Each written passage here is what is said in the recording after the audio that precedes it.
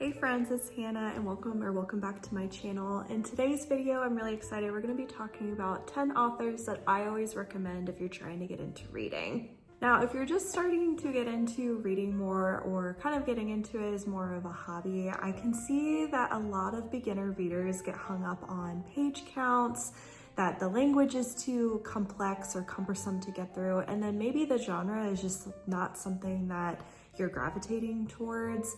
Those can all be very off-putting for beginner readers, just in the sense that it's a little bit overwhelming and like not knowing what to pick up. So I'm hoping that in today's video, this will give you a good backlog of some potential authors to keep a lookout for. The list that I've put together for these 10 different authors, I've bucketed into different types of categories depending upon what you're looking for. I have a good mix of like mystery, historical fiction, as well as some romance recommendations thrown in there. Without further ado, let's get into today's video. So the first category of potential authors that I would recommend for beginner readers would be the emotional seekers, the drama enthusiasts. And one of the authors that I always recommend if you're looking for something that kind of elicits this type of emotional pull would be Kristin Hannah.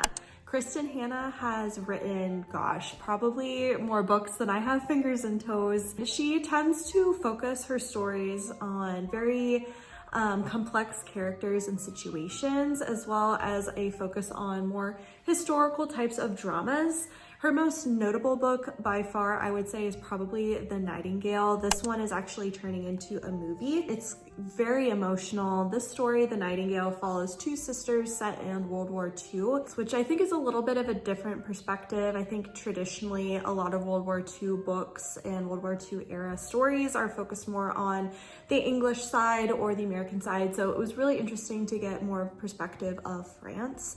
She also has a couple other books that I've read that I've really enjoyed. The Women, this is focused on some women that are combat nurses during the Vietnam War, set in, the 1970s in the United States. She also has The Four Winds. This is during the American Great Depression and a very tragic story of this family that kind of goes through the worst of it during the Dust Bowl, kind of in the Kansas, Nebraska area, and how that impacts their family. She also has another one called The Great Alone. The Great Alone, I think, is my personal favorite of Kristin Hannah's. This is following a family that moves to Alaska, and they moved there during the 1970s, I believe. When they move there, they literally have no concept or idea of what Alaska is going to be like. They're severely underprepared. So that, of course, adds a lot of different types of challenges for them. Her writing, like I said, is very emotional. I believe I've cried in every single one of the books that I've read by her. She just tends to portray these characters as they go through these really terrible circumstances so well. The characters always feel lifelike and relatable. You really begin to form a deep emotional connection with a lot of these characters.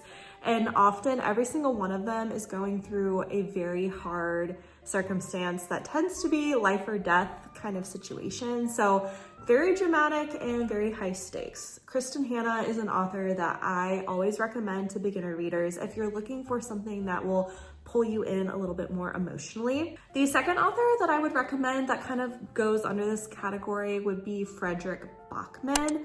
Fredrik Backman is actually a Swedish author, so all of his books get translated.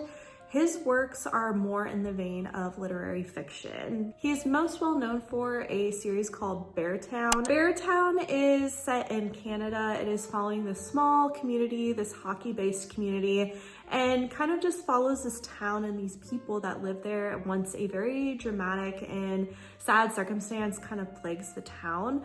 Beartown is also a really good one, I think, to pick up as we head into those more cozy and like wintry months because it deals with hockey and Canada. I think this one is a really good one to kind of pick up if you're in for like a more seasonal read.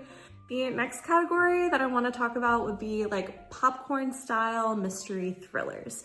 So these are for people that want to get through books really quickly. A lot of times I would see that the page count for some of the Kristin Hannah books or the Fredrik Backman books would be a little bit off-putting just because they can be a little bit chunkier than some other types of genres. Mystery thrillers are great if you're just wanting to get through something quickly, if you don't want to think super hard about a character situation and just love the fact that each chapter is like a couple pages tops. These are also books that I think that you could read within like a day or two if you wanted to just like have a cozy night in. Some of these you could probably read within like 4 hours. And the first author that I would recommend kind of in this popcorn mystery thriller category would be Freida McFadden. Now, personally, Freida and I have a bit of a tumultuous relationship. Some of her books I absolutely love and have given either four stars or above, up to 5. And then some of them I've given like 1 or 2 stars. So if you're not familiar with Freida McFadden, she has a very interesting background. She is actually a doctor, but she picked up writing and authorship on the side. A lot of her books do have some crossover into like her day job. Like some of them include like doctor type tropes or like hospital settings and things like that.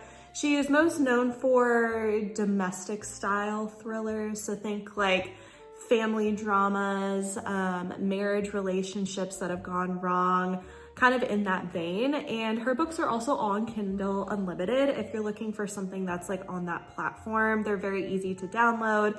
Most of them do not exceed 330 pages. So like I said, these are very easy to get through. My personal favorites of hers would be The Housemaid. This is a series and it's also going to be a movie. So I would 100% recommend this book if you're just trying to get into Freida. This book kind of put her on the map, I would say.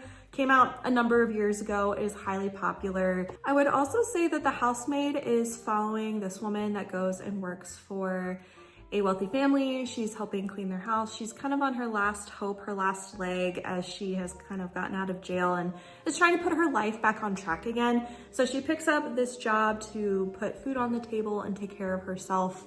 And while she is the housemaid, she is noticing some peculiar things occurring with the wife and the husband of this family. So we're just kind of following the inner drama between these 3 characters and how that plays out in her employment there. The next one I want to talk about would be The Intruder. And The Intruder is Freida's most recent release. This came out, I believe, like at some point in October or end of September. This one is following a woman that lives alone in a cabin and there's a really bad storm that's occurring, and so she looks out her window and realizes that somebody is staying in her shed. We're following the story of how this little girl has run away from home, and there are themes of abuse and domestic violence that are also kind of explored in this story. Which I really liked about this story in particular was the fact that it was an isolated setting and there was the storm that was like occurring, which was kind of spooky, kind of for the fall season. The last one of Freida's that I would recommend would be The Boyfriend. This came out, I believe, last year. Boyfriend is multiple different perspectives of this couple. There's this girl that lives in New York City and she has a new boyfriend who is a doctor, and she is beginning to notice that there are women that are going missing in her apartment community, and she's trying to figure out why. And for some reason, this boyfriend begins to appear a little bit mysterious, and maybe he isn't who he originally told her that he was. So yeah, this one I would definitely recommend. I actually listened to this one on audiobook and would recommend the audiobook version for The Boyfriend as well as The Intruder. I listened to that one as well, and I thought that the narrators did a really good job with all the different voices. Again, like I said, Freida is available on Kindle Unlimited as well if you'd rather just like download the ebook or go through a physical copy. Another popcorn thriller author that I'd recommend would be Riley Sager. Riley Sager has written probably close to 10 books at this point in his career. Riley Sager has a very wide breadth of what he does. He has some books that are considered more on the thriller side and some that are more on the mystery side. Some thrillers can have a mystery aspect, but not all mysteries will be thrillers. And what I mean by that is because a lot of times in thrillers, there could be like a life or death situation. The stakes are really high. Maybe the character is running from something that could potentially really harm them, or there's a very real sense of danger. Typically in a straight up mystery book, there are clues that you are following and piecing together what has happened. Sometimes that can cross over into the thrillers. If you want something that's more on the thriller side from like Riley Sager, then I would recommend The Only One Left. This is following a woman that is a nurse, and she becomes a nurse helper for this woman that is supposedly a serial killer. And she has to go and stay and live in this very old and suspicious house on the East Coast. The house is very spooky and creepy, and there are weird sounds at night. So this one I think is also really good for like a fall spooky kind of book. He has another thriller that I also really enjoy, which is The House Across the Lake. This one is more on the summery side, but it is following this woman that is like spying on her neighbors, and she happens to see a crime take place. So this one has more of a mystery element involved because there are like cops and detectives and more of like a true crime element. Both of these I highly recommend. I have rated either 4 or 5 stars from both of these books. The last author in this category that I would recommend would be Blake Crouch. Now, Blake Crouch is very well known for his science fiction thrillers. He has a really good series called Wayward Pines, and this is one that I think I would recommend that you read of his first. The books are very short. I believe the first one's only like 290 pages or so.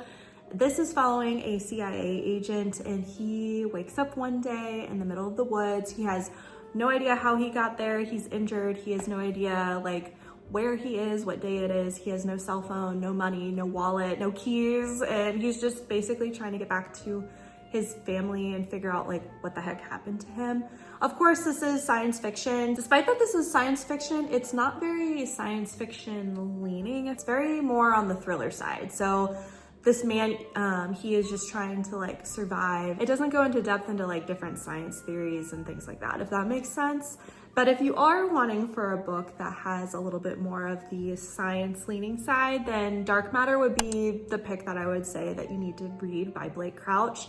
Dark Matter, again, it kind of has a similar like trope to Wayward Pines in the sense that it's about a man that wakes up and he has no idea like where he is or where his family is, and he's trying to get back home. But with Dark Matter, this has like parallel universes and has a little bit more of like quantum physics like laid out and explained in there. There are like very real and sinister like villains in this book too, which is really fun. My heart was like pounding the entire time when I read Dark Matter. All of his books I've rated 5 stars. I mean, you can't go wrong with any of them, but these are just the ones that I would say, like if you're wanting something to get you back into reading, like anything by Blake Crouch honestly is like a really safe bet to keep you wanting to read. The next category would be strong women throughout history. So this would be a category of authors that I would recommend that you pick up if you want to read about strong women through the decades, strong women featured throughout the history. Kristen Hanna could also potentially fall in this bucket, but these women in particular, they tend to only research and write stories about women throughout history. So the first one that I would say would be Marie Benedict. Marie Benedict, I love her writing. I have read The Queens of Crime. This book follows a group of famous mystery women authors that kind of uncover this crime. They solve these clues to be able to get into this like detective club that's like run by men in England. And they really want to just kind of show the men that they know what they're doing. So this one I thought had a really good time with. It had some really good like humorous moments. Her dialogue is very witty. If you enjoy like Agatha Christie or even references to her, she is a main character portrayed in this book, which I thought was really fun. So definitely would recommend anything by Marie Benedict. She's a really good author. With her writing is just really fun, and you're gonna have a laugh and a chuckle along the way. The next would be Kate Quinn. I've actually never read a Kate Quinn book before, but she keeps popping up time and time again at my book club, and a lot of the girlies in my book club will read Kate Quinn. She is their favorite author. She has a really good book that they've all rated either 4 or 5 stars, and that would be The Diamond Eye. So this follows a woman that is a sniper set in World War II. This one I believe also takes place during like a wintry time period. So that would be a really good one to pick up if you want a more like historical fiction book that's set like in the winter time. The last one would be Fiona Davis. I love Fiona Davis. She has a very unique way of writing. So for her, when she begins to compile a book and a story, she will focus on a architecture like building in New York City. She'll go into depth research about these different buildings that like capture her attention, and then she will put together a story featuring characters that have either lived in the building, have some type of connection to the building, or like employment to the building. So one that I read this year that I really liked by hers was The Stolen Queen. This is about the Met in New York City. This is following a woman that is a Egyptologist working at the Met in the 1960s or 70s, I want to say. And she has a very young assistant that is like assigned to her. And one night during this big gala, a very Ocean's 11 type of moment happens, and this artifact is stolen from the museum. So it has very similar, has a very similar feel to Indiana Jones, where these two women team up together and they go to Egypt to kind of figure out if this artifact has been stolen, if they can recover it or not, and bring it back to the museum. I thought that was really fun, and she has a really great way of writing the dialogue, and then also just including some very real like statistics and background into the buildings that surround the story. Her other one that I really liked was The Spectacular. The Spectacular is about Radio City Music Hall.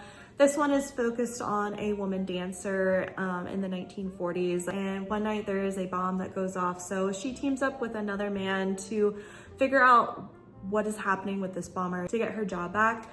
This one I also really enjoyed. I think I gave this one 5 stars as well, if I remember correctly. If I had to pick between the two, The Spectacular or The Stolen Queen, I would probably say The Spectacular, but I just tend to enjoy more of the like clues and uncovering of like a mystery of like an amateur sleuth. Not that The Stolen Queen doesn't have that. That one's more Indiana Jones leaning, but I think The Spectacular, the time period, the setting, the building was a lot more interesting to me. But honestly, I don't think you could go wrong with either one. If you had to pick The Spectacular or The Stolen Queen, both are very good. The last 2 authors that I would recommend would fall in this romance category. I think a lot of people tend to look at romance and give it a little bit of a side eye, but don't let that put you off from reading a really fun book. A lot of times, romances have some rom-com elements. They're really funny, they're really quirky, they can have really cute like dialogue and scenes, and they're really fun like palette cleansers. I don't tend to read too much romance anymore, but I will pick them up maybe like once a month, something like that, if I get through a lot of like heavier reads. Both of these authors I've had a really good time with, and I think they offer 2 different things. The first would be Emily Henry. Emily Henry is basically dominating the romance genre right now. She tends to write stories that are more focused from a literary fiction perspective with like a romance element thrown into them. My favorite of hers would be Funny Story. This one is hilarious, and it is following this couple, and at first they don't like each other, of course, it's a classic trope, and they have to be roommates because each of them had a fiance that broke up with them, and now they have nowhere to live. They got booted out of their apartments, and so now these 2 people live together, and it's following them as they fall in love. Very cute, right? And this one definitely felt like a New Girl episode. It was hilarious at times, and just the like awkward moments in this book were absolutely hysterical. Emily Henry has a bunch of different other types of books. If you want like a different type of trope, you know, The Enemies to Lovers is like a really good one. That one would be more of like beach read. That's a fun book if you want something like that. If you want a little bit more like rom-com leaning, then Friends We Meet on Vacation, that one's really fun. That one's also going to be a movie if you want to read a book and then watch the movie afterwards. And if you want something a little bit more emotionally intense and dramatic, then Happy Place is a really good one. This is like a second chance romance book. Again, Emily Henry, I have no problems with any of her books. They're really fun. They're great palette cleansers. I always know what to expect when I pick up one of her books, so definitely would recommend Emily Henry if you want more of like a romance book. The last would be Catherine Walsh.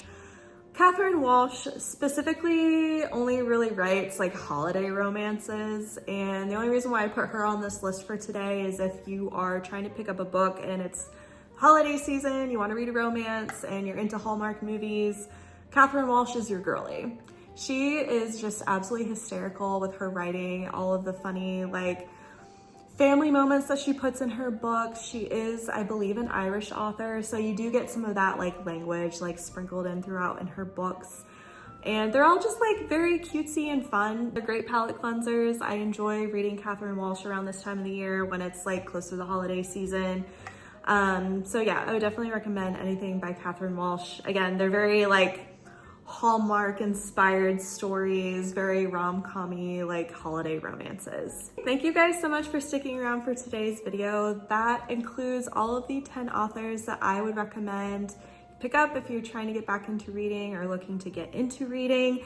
All of these I think have a really extensive backlog, so if you really enjoy one of these authors and want to read more of their books, there are multiples that they have written that you can kind of go through throughout the year if you want to like continue with these authors. Thank you all so much for watching today's video, and I'll catch you in the next one. Bye!